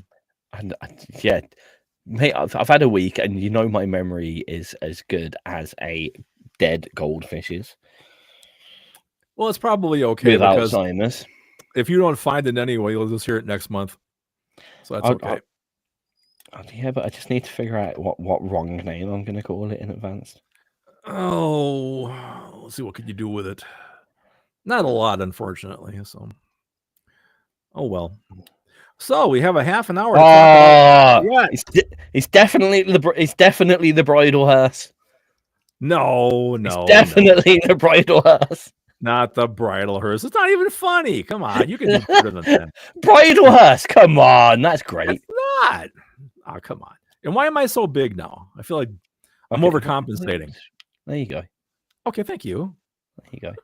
Remember, like I was saying, my guy is 3 feet tall. So I got to try to get big if I can. Apparently. Aye. No, anyway. we just thought in your weight loss journey we should have a character that will represent the future you. Just a head and 2 little feet. Yeah, great. Probably heading that way. That's not absolute bullshit, honestly. I thought it'd be a bit of encouragement for you. Well, thank you. We thought you'd sit there and go, that's how much weight you think I've lost. Oh, thanks, guys. Yeah, thanks for noticing. Yeah, I didn't look at it that way. Why the hell am I so goddamn small? No, anyway. Why aren't I fat enough? It's like, yeah, I know, right? Hell. Craig Hex, show an actual size. If we'd have gone the other way, you'd have been upset. Like, what do you think? I'm fat? Am I that goddamn fat? Am I that big? I guess you can't win, right? At least you don't look like an escaped French convict. My character literally looks like, because you look at the feet as well, it looks like he found the shoes off someone's doorstep. Right, he's still got his striped convict shirt on. He's grabbed that yellow shirt off someone's clothing line as he's run past, and then he's just grabbed the hat quickly, and he's like, right. I'm not from jail. That's what mine's look. He's even got like the hands like ready to do the runner. He's like, ooh. I didn't realize your guy was so shifty. He's shifty as I have realized, actually. I think he changed. He did change the striped shirt. I think you have a solid yellow, if I remember correctly. No, I've got a little black shirt on there. Oh, that's right. It's up here in the corner. I should know that. Yeah. Silly me. Well, does there need to be like an ending animation now, or like they run somewhere else? I don't know. I don't know. We do need an ending animation, and we need loads of sound bites, and I need a lot more time in my life to make lots of things, because there's so many fun things that we could have for this show. Well, like I said, you have a studio just like I do, so I'm kind of giving you the leeway to make the rest of the sounds. I'm more than happy to make them. Just know that I probably have at maximum 90 minutes a week to be able to do anything. So it's going to take me a long time, but I will do it. But that's where it's not fair, because I have all day generally just to be down here and make. But in the same breath, it's not fair that you make all of it. So, and I want to make some of it. Don't hog all the glory, Craig. Well, remember Craig and Tizz Show. Hello. Yeah. I mean, just because your name's first. Well, you know why? It's alphabetical. Wicker's gonna leave. Don't leave us. You're the only person in the chat box. Shh. Oh, sorry about that. There's millions of people out here. Millions of people out here. To all of you listeners. I know. I keep forgetting to enable the social media. There's a little thing that you can click connect chat on, and it will show me all the stuff off the social medias that I didn't enable early enough, so I don't see any of the stuff off our social medias. So you can't look at that during the show, huh? I can look at it during the show. I just need to enable it first. If I don't do it right, so like I'll only see if someone's commented during the show so far, I'd have to go onto like Facebook, YouTube, wherever it is, and try and find the comment to see if they have or haven't. I don't know whether they have. Whereas if I enable it at the start of the show, every time someone comments on any of those platforms that we go through, for instance, like that, I can click on it and I can show it to everyone. That's just the one that I did, because unfortunately, there you go. Anyway, all right. So 25 minutes to go and 4 songs. 4 songs. We can fit all of those in, surely. I think so. Just let me scroll back to the list of songs that you gave us. That's not there. It's there. Mate, I'm sorry. I'm not surviving. That's okay. I wish I was more awake myself. I had a bit of a sleepless night as well, so I'm doing the best I can. I gave you such a good cue there. You did? Yeah. And I was just too boneheaded to hear it. Just not quite there, was it? Let me do this. Let me do this one more time. It's okay, Craig, because I'm surviving. Oh, I understand. God. Next track is called "Set It Off" by Surviving December. Woo woo! Woo-hoo. Genuous links here on XRP. Head like a brick, boy.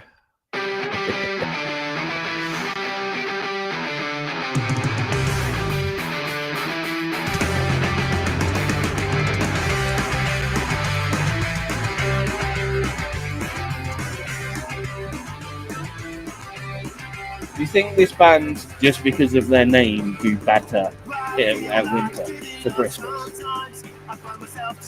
No. Actually, with that title, I'm expecting more like an emo thing, or like a shoegaze thing. Yeah, this is a little bit more thrash punky. This is, yeah.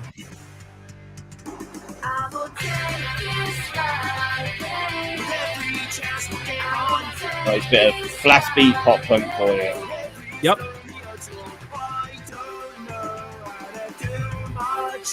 I guess it has got a few emo elements. A little bit.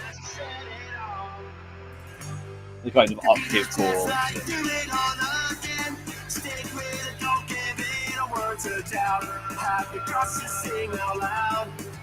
I always wonder how many pop punk songs are out there that follow that exact chord progression. Oh, I know. Dun, dun, dun, dun, dun. Yeah, I know. What makes these songs interesting is the melody. If they can do a really interesting melody with it, then you got something. I mean, da da da da da. That's cool.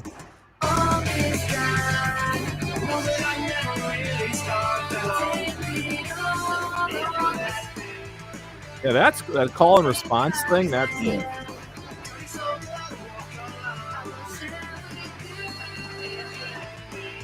Drum is absolute monster. Oh, definitely. Some of them fills are insane. Every chance we'll give on. Very tight. Very tight.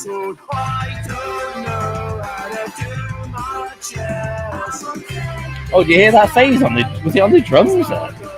Yeah, I think so. Interesting.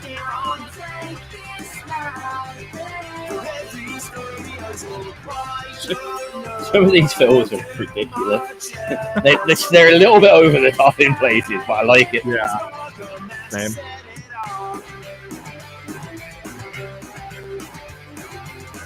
What's he going to finish on? Is he going to do something extravagant or just straight finish? We'll see. A little bit off it. Not off it, but...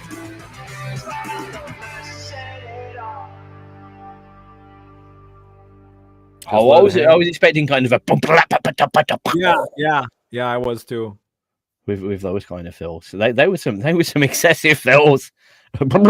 Machine gun rattling off at some points. Decent stuff. I really enjoyed that. Nice. It had a very straight up, obvious pop punky vibe. You know, we all know that chord progression, but kept it interesting. You kind of it had those lovely thrash pop punk tight moments where the beat dropped down a bit with the bass and the guitars, and you can physically see them kind of throwing the guitars down and kind of stomping around the stage. It's definitely got that very tight punky vibe, which I like. I do like a little bit of produced punk, shall we call it? Punk that managed to crawl its way out of the garage. And it's good stuff. You know, basic riffs, basic melodies, but put together really well and done in an interesting way. Good stuff. Surviving December. Very good, very good. We probably just need to keep smashing through tracks now, don't we, Craig? I think so, huh? Well, are we gonna talk about what's for dinner? What is for dinner? I don't know. Okay, I know the next thing. What's the next track then, Craig? The next track is. I'm so glad I asked you. I kept that waiting insight for an was hour so and a half. useful. Thank you very much. That's why I'm here. Actually, I do have a plan for dinner, but you're just not going to tell us. No, it's probably frozen chicken nuggets in a salad. What? You're thinking those are two totally different, right? One's like processed and not good for you, and one's good for you. I mean, I guess you are balancing it out, I guess, to a point. I can't imagine having chicken nuggets and salad, personally. Since I've redone my diet, I'm eating a lot of things I never would have thought I would have eaten like 3 years ago. So there you go. It's part of the process. I understand eating different things, like eating more salad. It's just the combination in its ethic just seems a bit like. You know, but I'm very much a guy, like, I couldn't just eat a salad on my own. Like, if I'm eating salad, I basically need a bite of meat with every fork of salad. No. You eat them in sequence. First, I make the salad, then I eat the entire salad, then I have the chicken nuggets after the salad separately. Oh, okay. That's, if anything, weirder. But my wife Connie, she always talks about how I eat so ridiculous. If I have a plate full of food, right, I have like potatoes, meat, and vegetable.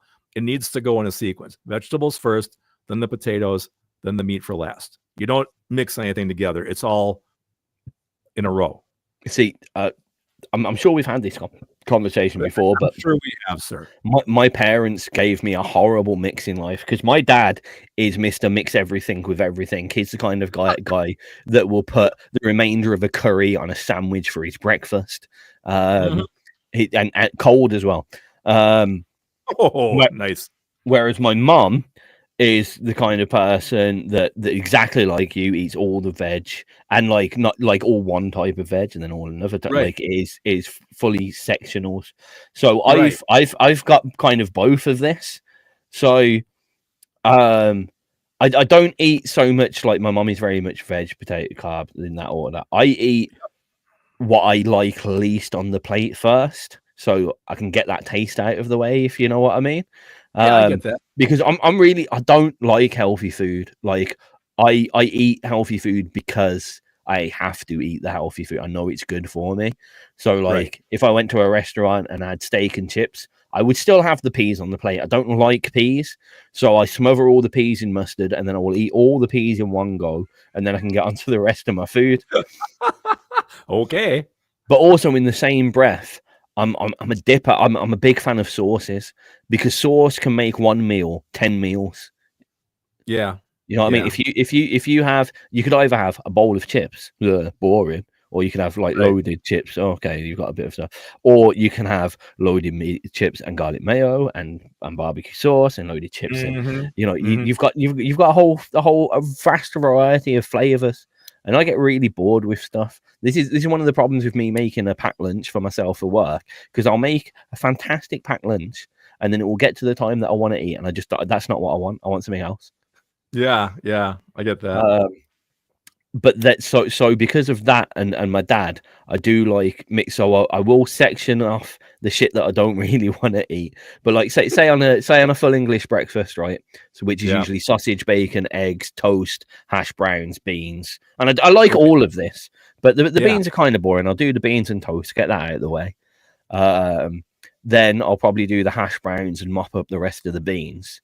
But then, for what's left, the egg, sausage, and bacon, I'm doing different combinations. I'm having a bit of egg and sausage, and a bit of bacon and egg, and a bit of bacon and sausage, and a bit of sausage, bacon, and egg. Right at the end, I start doing the triple mixes. That's where it gets dangerous. Where I start getting, I have a few things, and you'll see me. I'll have.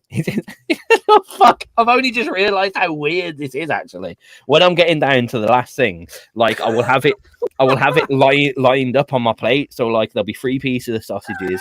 And then You're arranging them? Yeah, 3 bites of egg and 3 bites of bacon.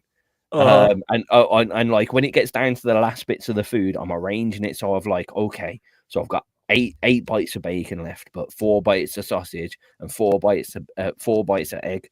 So we've got four bites of bacon and sausage, and we've got 4 bites of bacon and egg here. But what if we want to do a threesome? Oh, you know, but I am arranging it. Worse. This is.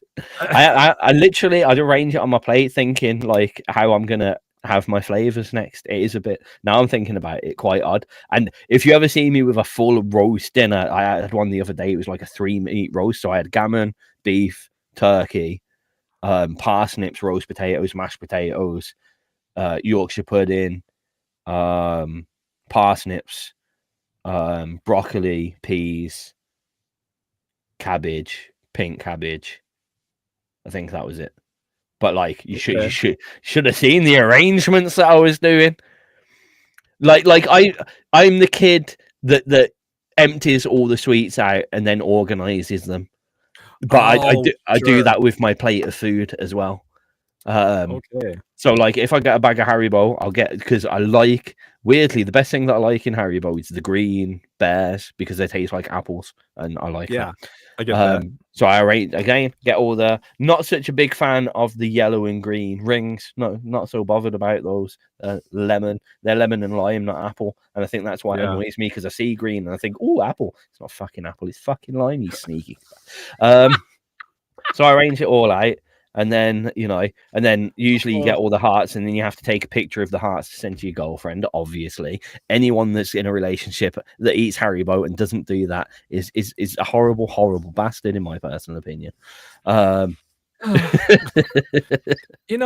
you would have told me back in 2014 when I met you that I was going to wind up having a show with you years later where we'd talk about arranging our food into different geometric forms, and how I would have looked at you and said, you're out of your fucking mind. You know that? The thing is, right, what I know will eventually happen, we'll get a decent listenership behind this show, and then people will start that's not that funny. People will start going and listening to the old episodes. And I reckon in some of this, there's going to be some mad relatable stuff. There's going to be people out there that goes like, I'm a Craig. No, I'm a Tizz when I eat. No, I'm a Craig when I eat. I I bet you it will happen. Team Craig or Team Tizz. Yeah, right. We'll see, huh? We will indeed. We will. Yeah, man. All right. Oh, what's the next song? Before I give you one of them. Yeah, okay. The next song is "Nervous Breakdown" by the Foo-Foos. Did another funny link. Way.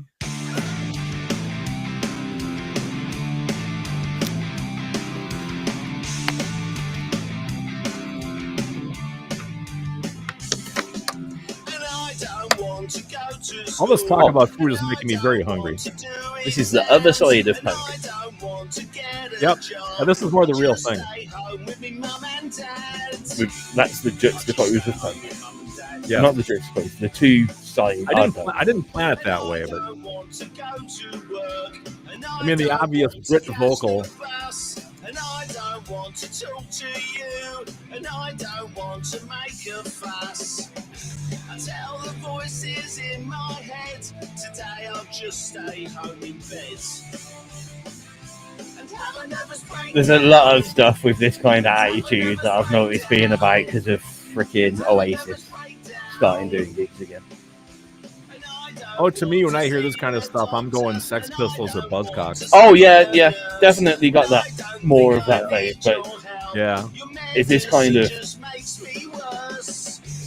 it's the same, the singing style.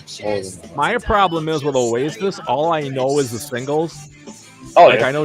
I know Champagne Supernova, and they didn't break over here like they did for you guys in Europe.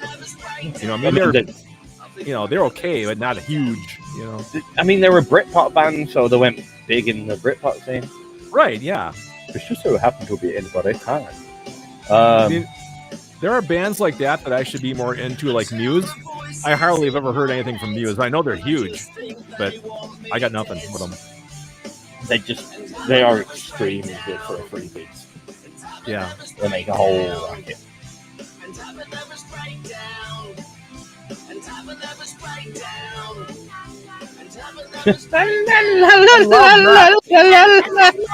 That's great. That's genius there.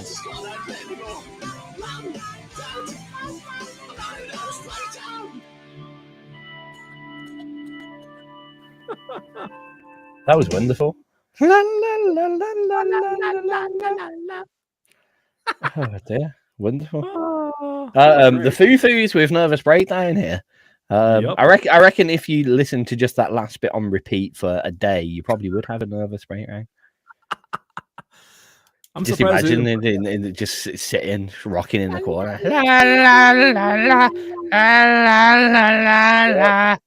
That'd be it.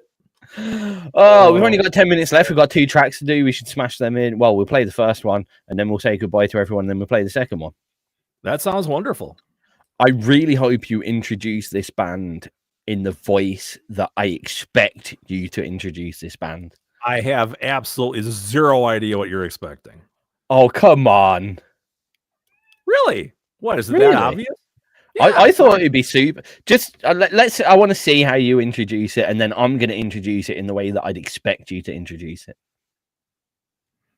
Fair enough. This is a song called "We'll Go Again" by Saturn. Oh, I know what you wanted. Saturn. Hey! Come on, it was so open. I'm sorry, man. I'm fading now. So am I just needed that burst of energy just then to get through. Monster truck madness. Yeah. I gotta put a delay on my mic sometimes. Madness. I'm surprised you haven't run it through your guitar synthesizer thing already. That could be interesting. I was gonna say, a band so great they named the same thing 3 times in a row. They like the name so much they use it 3 times.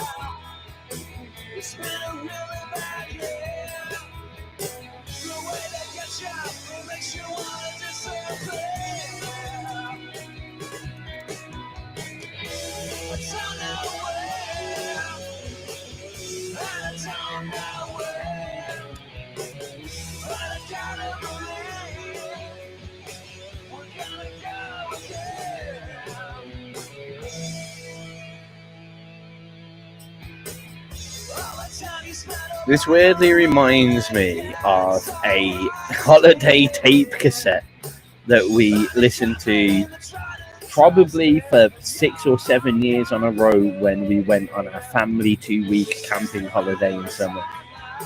Really? And my dad had these like 4 cassette tapes. Yeah. And the majority of the stuff on these cassette tapes sounded like this. These are mixtapes that he'd made in his own spare time. And you know what? It's weird because like I've made mixtapes myself, and I just love the idea of my dad like crouching down, because I never actually saw him make them, but I like the idea of him crouching down in front of his little tape cassette deck, recording songs off CDs or other tapes to make these like, I mean, they were like 60-minute either mixes, and he had these four tapes of them, mixtapes that we played every holiday. And he had them there because he hated mainstream radio, which I guess was where I got it from. So he refused when we went on holiday and we were in the car for that long. He refused to listen to the radio. So we had stuff like "Everybody's got a hungry heart." Oh no! Everybody's got a hungry heart. Yeah. 2, 4, 6, 8. Never too late. Oh man. I'm sorry. I couldn't tell you any of. I could tell you there was a lot of Oyster Band on there, but I couldn't tell you half the artists on there. But it was loads of stuff that was very much like this. Yeah, that's funny.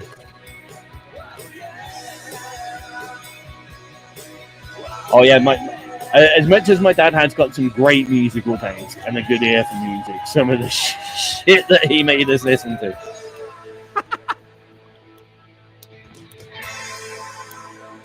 It's funny, my kids and I actually kind of came up listening to the same thing together, which is kind of strange. That's good. You know?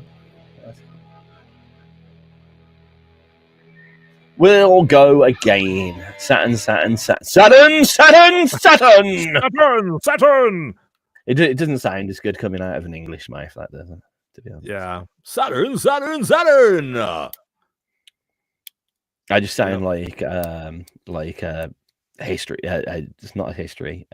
Richard Attenborough, an astrology teacher trying to make a point. Saturn. It's Not Uranus. Saturn. Exactly. Oy. It is not Uranus, children. It is Saturn. Saturn. Uranus is not funny, especially not the gas leaks. Oh man. All right. Talking about it though, we will go again. We'll go again next week at exactly the same time, 10 till 12 p.m. GMT. That's UK time, or BST, British Standard Time, GMT +1, whatever you want to call it. Will be here. And in Craig time, it will be 4 to 6 p.m. Central Time in the United States of the America. Oh, Central! I thought it was Craig Standard Time. CT. I thought it was Craig Standard Time, CST. We can make it that if you want to. I just thought it was. Makes more sense to me. Well, it is the time I'm in, so I guess Craig time makes sense. You like the time zone that Catherine's in. Is Catherine Standard Time? I gotta think about that. Yes, she is. I don't gain an hour when I go see her. Yes, she's in the same time zone I am. She's in Catherine Standard Time. She's in Catherine. Actually, at the moment, she's not. She's like 10 hours behind me at the moment because she's in the middle of the sea, quite literally. Yes, she are. Yep. She are. I should be back this Saturday, all things going to plan, with the Tag Show. We're going to be doing new submissions as per always. I may or may not have a Catherine with me. We're not sure this weekend. Trying to work it out. 9th, 10th, 11th, 12th. We might have an ALT. She might be super tired after going on a really relaxing cruise. The way it always works. Yep. There's not much else to say. There's other great shows on XRP Radio that you should be listening to. Why aren't you listening to them? Or stay tuned and you can listen to one of them straight after this. Do you have any final words to say, Craig? I do not. Thank you as always for listening to this, whatever this is, and we shall see you next Wednesday. Have we missed anything? I don't think so. Wicked. How did we manage that? Lucky, I guess. All right, I guess it's just time for you to introduce the last track then. All right, the last track for today's session is House of Pain by the Dreadful Tides. See ya. See you later, everybody.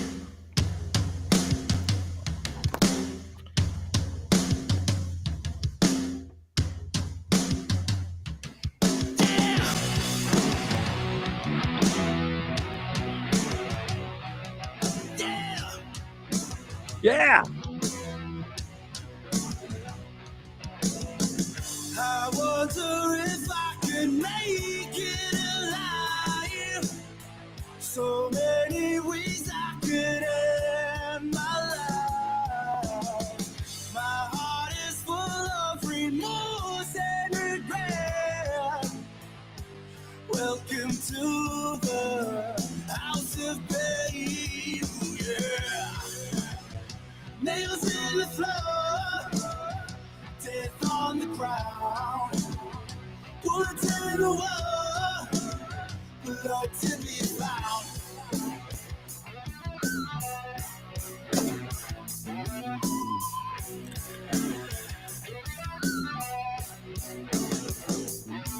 This is a rock, a very close studio sound to this. Yeah. Great track.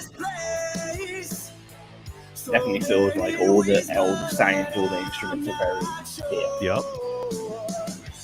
Which way I should turn to face. Just in case you're wondering, all these tracks are from 2021. I tend to pick a year to kind of narrow it down. I'm sorry, Craig, but Thunderboy isn't from 2021. Well, if you haven't noticed, usually the first 2 or 3 are brand new. For the rest, I go back to the time machine. Good old Thunderboy. Thunderboy. Thunderboy. Damn, I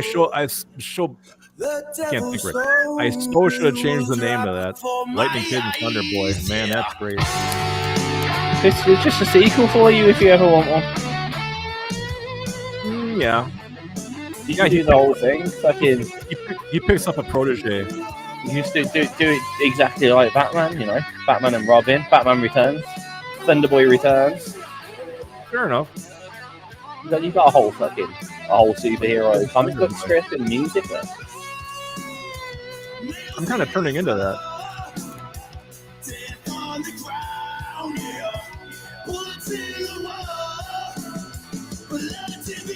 For everybody that's been watching us, if you have been, it's been a pleasure to entertain you all. We are back next week, same time, same place. I hope you all have a great rest of your evenings.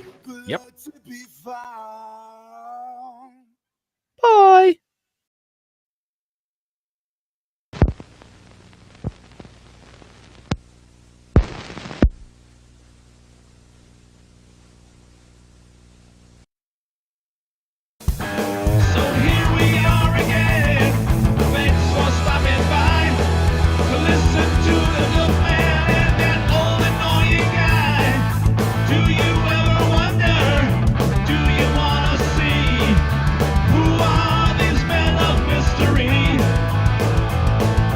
Tizz lives in Scotland and runs XRP, a broadcasting legend, I'm sure you'll agree. Craig lives in a studio in the USA, working on music most every day. They come together at this time each week, a wondrous pairing of these two great geeks. So stop in the chat box and say hello, and listen in wonder to the great